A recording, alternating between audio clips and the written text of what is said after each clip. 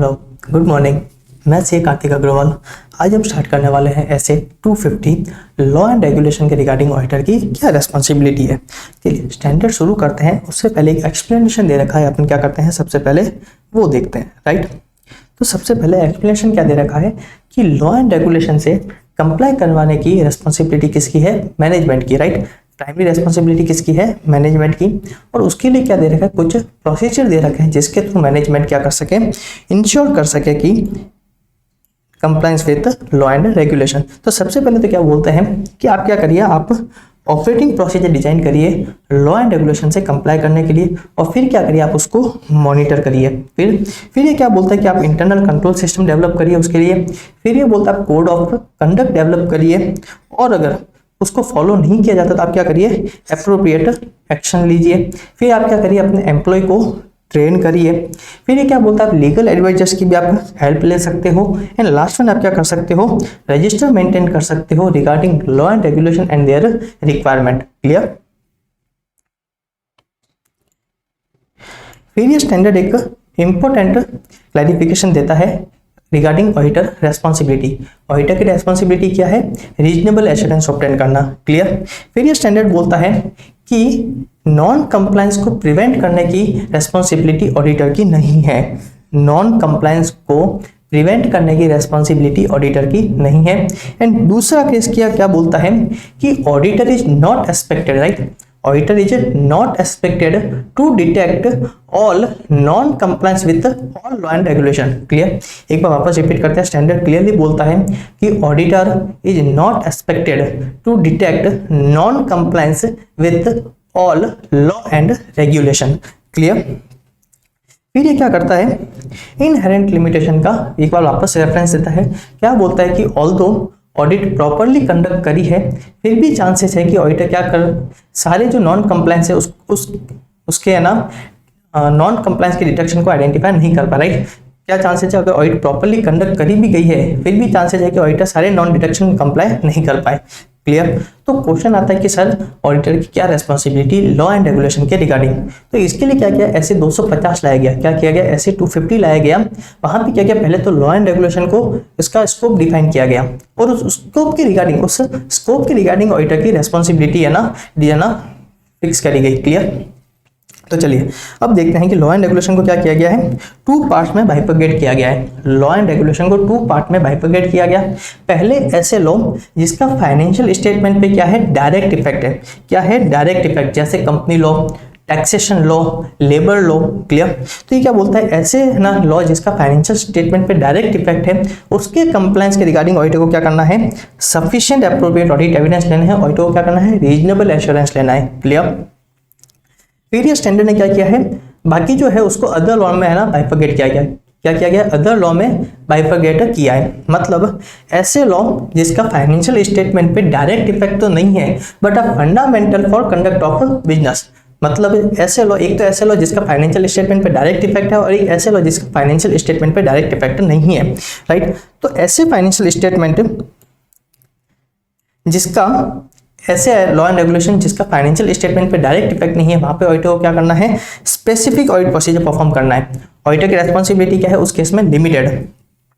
Auditor क्या identify करेगा, auditor का ऑब्जेक्टिव क्या है, to identify non compliance with such law and regulation which may have possible effect on the financial statement, right. Again standard क्या बोलता है, auditor का ऑब्जेक्टिव क्या है, to identify non compliance with such law and regulation which may have material effect on the financial statement. Clear. चलिए अब अपन देखते हैं अपना ऑब्जेक्टिव की, ऑडिटर का ऑब्जेक्टिव क्या है। तो स्टैंडर्ड अगेन बोलता है कि अगर ऐसे लॉ एंड रेगुलेशन जिसका डायरेक्ट इफेक्ट है, ऑडिटर को क्या करना है, उसके regarding sufficient appropriate audit evidence collect करना है। फिर ये बोलता है अदर लॉ जिसका डायरेक्ट इफेक्ट नहीं है, तो वहां ऑडिटर क्या करेगा, स्पेसिफिक ऑडिट प्रोसीजर परफॉर्म करेगा। कौन कौन से, एक तो इंक्वायरी और एक है इंस्पेक्टिंग कॉरेस्पॉन्डेंस। क्लियर। किस लिए करेगा, to identify non compliance with such law and regulation which may have material effect on the financial statement. Clear.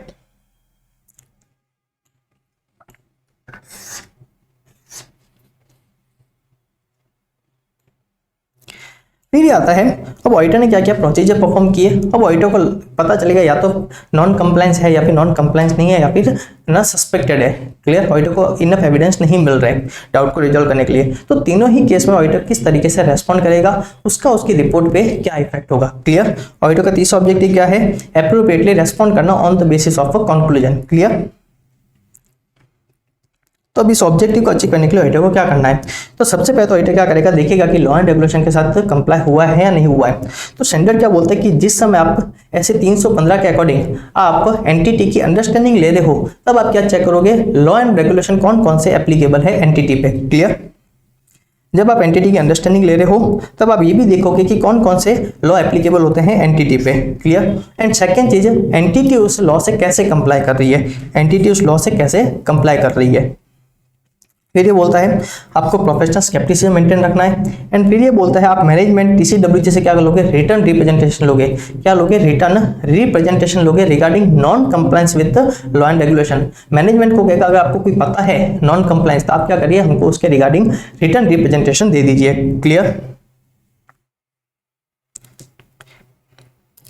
फिर ये क्या बोलेगा, अगर direct law and regulation right, तो उसके रिगार्डिंग ऑडिटर को क्या करना है, sufficient appropriate audit evidence collect करने हैं। और जो अदर लॉ एंड रेगुलेशन है, अदर लॉ एंड रेगुलेशन है, वहां ऑडिटर को क्या करना है, स्पेसिफिक ऑडिट प्रोसीजर परफॉर्म करने हैं। पहला इंक्वायरी और दूसरा क्या है, inspecting correspondence. Clear,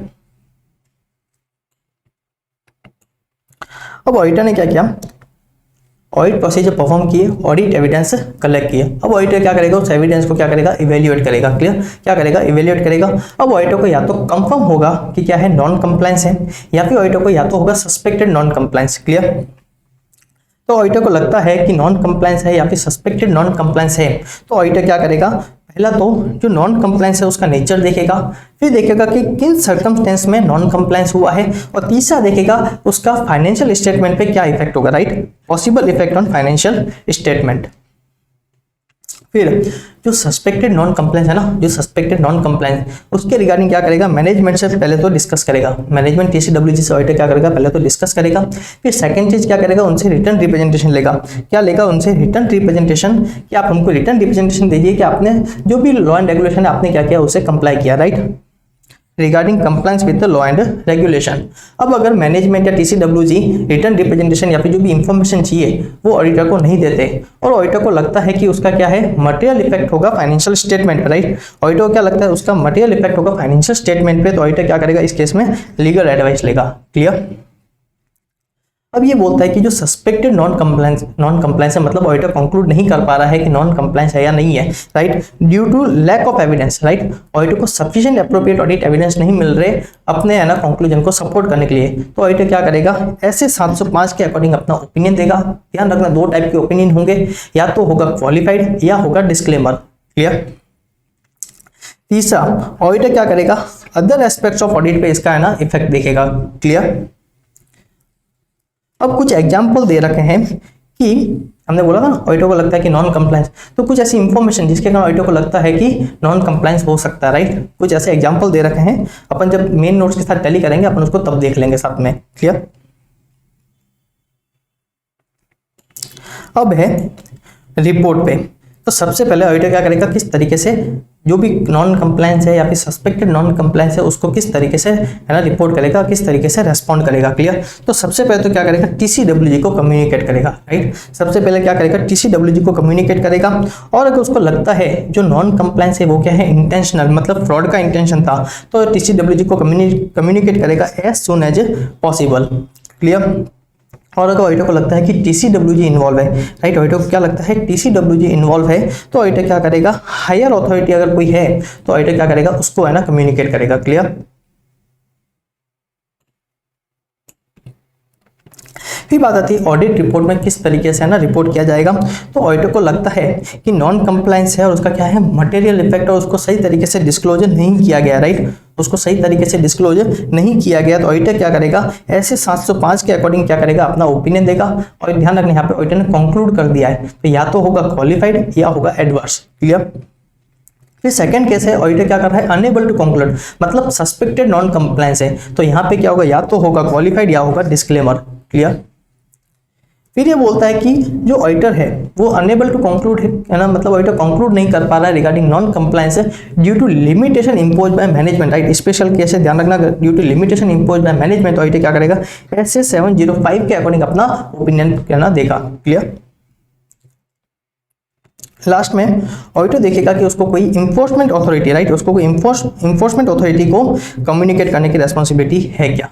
clear. Okay, ऐसे 250 बहुत ही छोटा सा स्टैंडर्ड का जल्दी से पूरा हो गया। अब अपन क्या करते हैं, एक बार मेन नोट से इसको टैली करते हैं।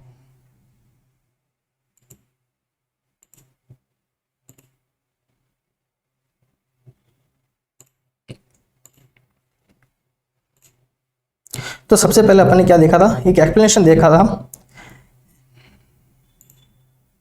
ओके, सबसे पहले अपन ने क्या देखा था, एक्सप्लेनेशन, ये उसी के बारे में डील करता है सारी चीज। फिर अपन ने देखी थी स्कोप की देखी थी और रेस्पॉन्सिबिलिटी देखी थी, राइट। तो पहला तो था डायरेक्ट इफेक्ट और एक था अदर लॉ एंड रेगुलेशन। पहले में ऑडिटर को क्या करना था, sufficient appropriate audit evidence, and second में क्या करना था, लिमिटेड ऑडिट प्रोसीजर्स। क्लियर। फिर हमने देखे थे कुछ मैनेजमेंट प्रोसीजर इंप्लीमेंट कर सकता है to ensure compliance with law and regulation, ये वो प्रोसीजर दे रखे थे। क्लियर। फिर अगेन हमने ऑब्जेक्टिव की बात करी थी। तो पहला ऑब्जेक्टिव क्या था, जो डायरेक्ट लॉ एंड रेगुलेशन थे, ऑडिटर को क्या करना है, सफिशिएंट एप्रोप्रिएट ऑडिट एविडेंस लेने हैं, और जो दूसरे लॉ एंड रेगुलेशन है वहां पर ऑडिटर को क्या करना है, स्पेसिफिक ऑडिट प्रोसीजर परफॉर्म करना है, और जो भी रिजल्ट होगा, रिजल्ट के बेसिस पे ऑडिटर क्या करेगा, एप्रोप्रिएटली रेस्पॉन्ड करेगा। क्लियर। फिर सबसे पहले हमने क्या देखा था, हमने इंफॉर्मेशन, हमने ऑडिट प्रोसीजर परफॉर्म किया था, चेक किए थे compliance with law and regulation. फिर हमने चेक किया था सस्पेक्टेड या फिर कंफर्म्ड नॉन कंप्लायंस। क्लियर। फिर हमने कुछ इंफॉर्मेशन बताई थी, कुछ एग्जांपल दे रखे हैं जो इंडिकेट कर सकती है नॉन कंप्लायंस। क्लियर। अगर ऐसी इंफॉर्मेशन एग्जिस्ट करती है तो ऑडिटर को क्या करना है, ऑडिटर को अलर्ट रहना है कि there may be a instance of non compliance with the law and regulation. चलिए एक बार इसको डिटेल में देख लेते हैं यहाँ पे।